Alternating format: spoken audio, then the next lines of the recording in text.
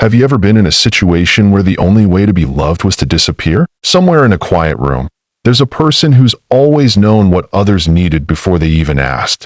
The first to say sorry, even when they weren't wrong. The one who picks up the broken pieces no one else acknowledges. They were the golden child, the reliable friend, the dependable partner, the good one. And somewhere along the way, they began to confuse love with usefulness, with sacrifice, with silence. They didn't become good by accident.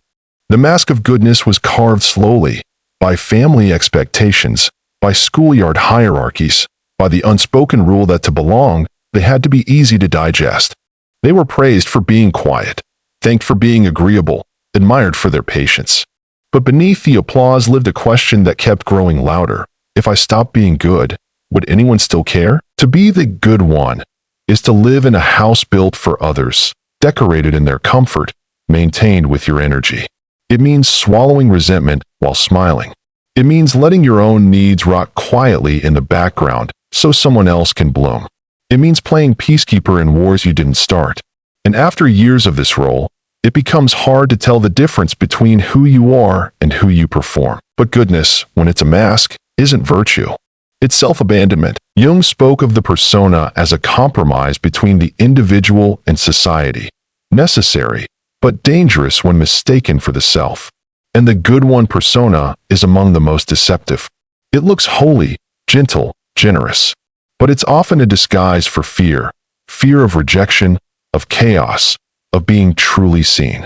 It's a polished surface that hides a burning core of unmet needs. What would happen if that person, the one always holding space for others, suddenly said, no? What if they stopped cushioning the blow, stopped nodding in agreement, stopped apologizing for their boundaries? Would the people who love them still stay?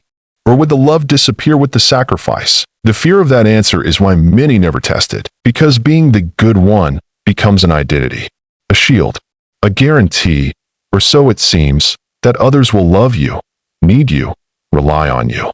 But what they're relying on isn't you. It's your performance, your emotional labor, your willingness to make yourself small so others can feel tall. And that is soul violence, because behind the good one is a person with sharp thoughts, angry feelings, dreams that don't fit into a neat box. There's a hidden self, raw, opinionated, messy, that longs to breathe.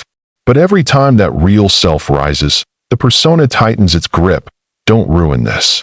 Don't make waves. Don't be selfish. And so the real self becomes the shadow, the part you exile to maintain love. But it's not love if it depends on your silence. It's approval. It's conditional. It's fragile. And so are you. Underneath the weight of that perfection, you've given them the best of you, your loyalty, your time, your peace. But what have they given you in return? Would they recognize you if you stopped smiling? Would they fight for you if you stopped pleasing? Or would they simply replace you with someone more compliant? These questions are dangerous because they lead to awakening. And awakening means choosing to shatter the mask. There comes a moment, sudden, irreversible, when the weight of being the good one becomes unbearable, not because you've changed, but because you've finally noticed how much of yourself you've had to bury just to keep your place in the lives of others. The smile feels mechanical. The compliments start to sting. Even gratitude becomes suffocating because it's not for who you are, but for what you do for them, the convenience of your emotional labor, your silence, your self-control. This is the beginning of a rupture. And the rupture is sacred. There is a kind of mourning that follows, not for people you've lost, but for the version of you that kept trying to earn love by disappearing. That inner child, the one who learned to be useful instead of loud, helpful instead of angry, patient instead of true, begins to grieve. Not just for what they endured, but for how long they believed they deserved it. You begin to see clearly. The kindness they loved was obedience. The patience they praised was suppression. The loyalty they admired was self-sacrifice. You weren't the good one. You were the quiet one, the safe one, the emotionally available one, the one who never asked for too much, the one who didn't take up space. But now you realize none of those things made you whole. They made you invisible, and now you are waking up. The first time you say no, it trembles in your throat.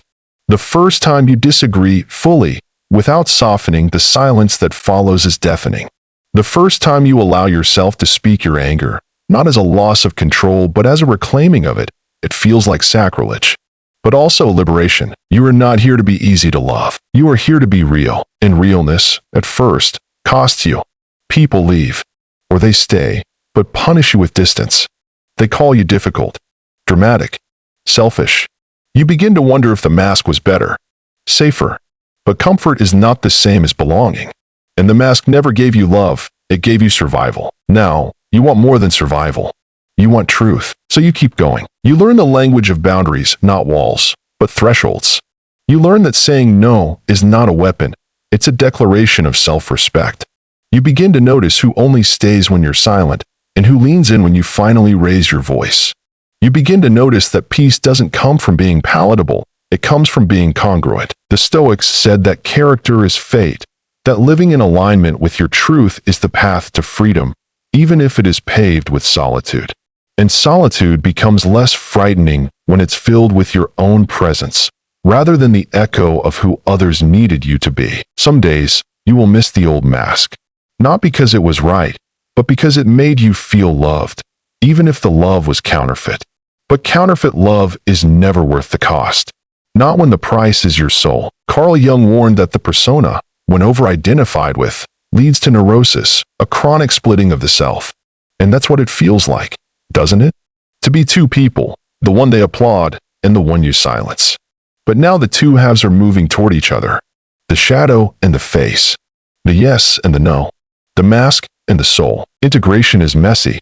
It is not a neat transition. It is a psychological fire, burning away what is false to make space for what is whole. You are no longer the good one. You are the true one. And now that the fire has begun, you can't go back to pretending it was ever just warmth. This is the phase where the echoes grow loud. The voices that once shaped your goodness will try to call you back. You've changed. You used to be so easy. What happened to you? These aren't questions, they're accusations masked as concern. What they mean is, what happened to the version of you that didn't challenge us? Because the truth is, when you stop being the good one, you stop being convenient. And people don't grieve your goodness. They grieve their comfort. But here's what they don't understand. The version of you they miss never existed. That was a performance, a negotiation, a survival instinct wrapped in smiles and self-denial. It was never love. It was tolerance for the role you agreed to play. The one where your worth was measured by how little you needed, how quickly you forgave, how easily you vanished your own boundaries in service of someone else's peace. So now, when you refuse to play it, when you speak directly, when you say, that hurt, or I won't be available, or simply, no, they call it selfishness. But selfishness, as they define it, is just a person who has finally chosen themselves. And that terrifies them. Because if you can walk away from being their emotional crutch, their silent stabilizer, their ego soother, then what else might collapse? The system that depended on your compliance begins to tremble. The equilibrium shifts, and they might rage. They might withdraw. But none of that belongs to you. Their discomfort is not your guilt to carry. Because for the first time, you are no longer bending to stay loved. You are standing to be seen. And when you stand in truth, something strange happens. You start to feel power where there used to be exhaustion. You find calm in your solitude. You start to hear your own voice. Raw, imperfect, glorious. You realize you don't need to be liked to be worthy. You don't need applause to matter. You don't need to be the good one to be enough. This is what Jung meant by individuation, the breaking away from collective roles and unconscious loyalty to false selves. It is the descent into your own shadow and the rise into your own sovereignty.